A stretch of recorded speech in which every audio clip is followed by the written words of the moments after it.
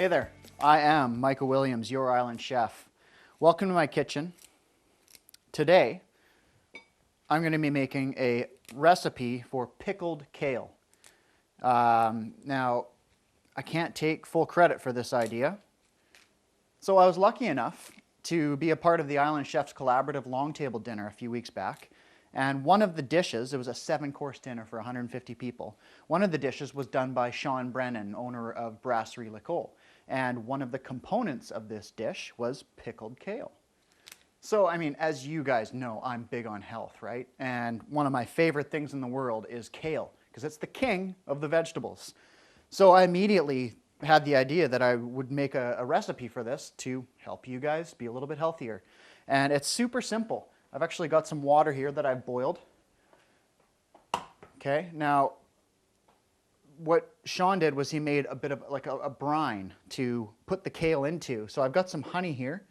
A brine is generally sugar and salt. So I've got some honey here to replace the sugar, just getting that honey out of there. So I've got a liter of water here that I brought to a boil, and then a 1/4 cup of honey I put in, a teaspoon of salt, and then we're going to add some vinegar as well to get us to the pickled action. So I've got some rice wine vinegar here, and that is going to be our brine, which is going to wilt and marinate our kale. Get everything incorporated there and then just put it right in. Okay, I've actually got 2 different kinds of kale here. And it doesn't really matter what kind of kale you use. It's all good. Okay, so now we need to give this a stir. And the hot brine will have already started wilting our kale down. And you can pack as much as you can into this liquid. Fill this liquid up. So you can see that I'm just tearing the leaves of this kale off of the stems.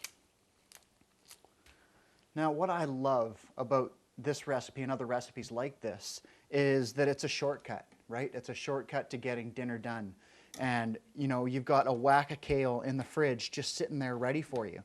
And it's, you know, flavored very subtly. It's lovely. It's got a little bit of sweetness to it.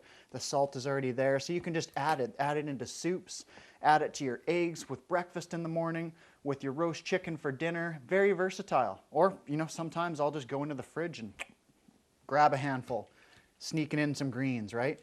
So I have a batch of pickled kale that I did up about 5 days ago, and it's perfect right now. And here's a great pairing with it. Some roast chicken, some lentils, and some pickled kale. Don't be shy, mound it up. If you want the details on this recipe, go to countrygrocer.com. Pickled kale is there for you along with hundreds of others.